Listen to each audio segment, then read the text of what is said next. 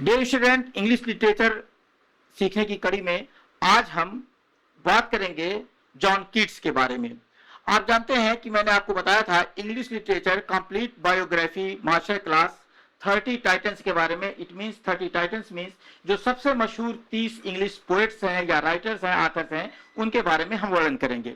तो उसमें आज हमने जो है इसके पहले 2-3 लोगों को सीख लिया है, जान लिया। आज रोमांटिक पीरियड के बारे में जानेंगे। रोमांटिक पीरियड है क्या चीज?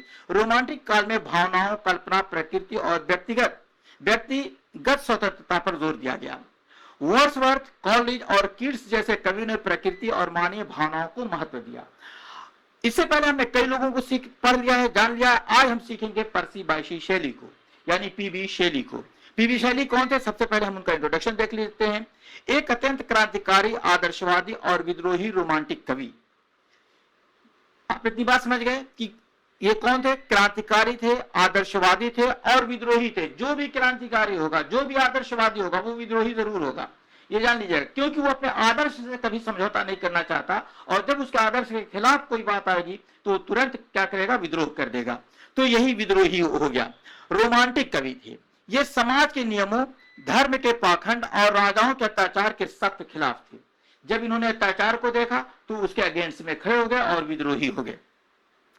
इनकी लाइफ के बारे में बात करते हैं, लाइफ और कंट्रोवर्सीज के बारे में बात करते हैं। तो शेली का जन्म एक अमीर परिवार में हुआ था, लेकिन ऑक्सफोर्ड यूनिवर्सिटी में पढ़ते वक्त उन्होंने एक पर्चा लिखा, द नेसेसिटी ऑफ एथीज्म, नास्तिकता की जरूरत। ये बहुत इंपॉर्टेंट चीज है। जब भी आज भी कोई नास्तिकता की बात करता है तो लोग उसके खिलाफ खड़े हो जाते हैं, जिसके कारण उन्हें यूनिवर्सिटी से निकाल दिया गया। उन्होंने प्रसिद्ध नॉवेलिस्ट मैरी शेली, जिन्होंने फ्रैंकेनस्टाइन लिखा है, से भागकर शादी की थी। मात्र 29 साल की उम्र में इटली के समुद्र में एक नाव दुर्घटना हुई थी, जिसमें वो डूबने के दौरान उनकी मृत्यु हो गई। इनकी जो है मृत्यु बहुत ही दुखद है। याद रखिएगा कि शेली की मौत कैसे हुई थी? नाव दुर्घटना में डूब करके हुई थी। ये अक्सर जो है सभी कॉम्पिटिटिव एग्जाम में पूछा जाता है।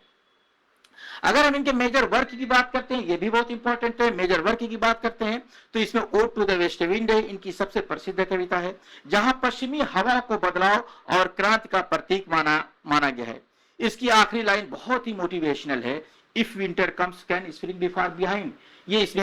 ये जो कीट्स का ये एक बहुत मशहूर लाइन है, बहुत मशहूर वर्स है, और ये अक्सर लोग इस पे बोलते हैं। जब कोई बहुत ज्यादा डिजेक्शन मूड में होता है और बहुत ज्यादा परेशान होता है तो लोग कहते हैं, और उसके ऊपर परेशानियों का जब पहाड़ टूट जाता है तब लोग कहते हैं, if winter comes can spring be far behind. अगर दुख के दिन आए हैं तो सुख के दिन भी जरूर आएंगे, अर्थात दुख के बादल एक न एक दिन छट जाएंगे। जैसे हिंदी का जो कवि है, हिंदी के सॉन्ग्स में आपने सुना है कि राही मनवा दुख की चिंता क्यों सताती है, दुख तो अपना साथी है, सुख तो छांव है ढलती आती है और जाती है। उसी कॉन्सेप्ट में इसको किया था, और वो जो कॉन्सेप्ट लिया गया है ये जॉन कीट्स के इसी if winter comes can spring be far behind से लिया गया है। टू स्काईलार्क है। ओजामडियास जो है सत्ता के घमंड के चूर होने की ये कहानी है, टू स्काईलार्क का और ओजाइमंडियास। और फिर उसके बाद प्रॉम्थियस अनबाउंड एक लिरिकल ड्रामा है। यह जब पढ़ेंगे प्रॉम्थियस अनबाउंड, जिसमें प्रॉम्थियस को अनबाउंड किया गया था। प्रॉम्थियस एक जो है कैरेक्टर है ओल्ड एज का, और जो उसी के बारे में लिखा गया है। प्रॉम्थियस एक देवता था, इसको जब खोला जाता है उसी के बारे में ये कहानी है। दूसरे एडोनिस अपने दोस्त जॉन कीट्स की मौत पर लिखा गया एक बहुत ही खूबसूरत शोक गीत है, पैस्टोरल एलिजी जिसे कहा जाता है। जब एलिजी की बात करेंगे, काइंड्स ऑफ पोएट्री की बात करेंगे, तो मैं आपको बताऊंगा कि एलिजी क्या होता है और उसमें पैस्टोरल एलिजी क्या होता है। फिर उसके बाद अगली उनका जो अगला जो कृति है ए डिफेंस ऑफ पोएट्री है, गद्य में लिखा गया लेख, जहां इन्होंने कहा था कि poets are the unacknowledged legislators of the world. कवि इस दुनिया के अघोषित कानून निर्माता है, अर्थात कवि जो है बहुत सी बातों को अपने मन से, अपनी कल्पनाओं में डूब करके उसको बोल देते हैं, और इसीलिए कह दिया गया है कि वो जो है अघोषित कानून निर्माता है।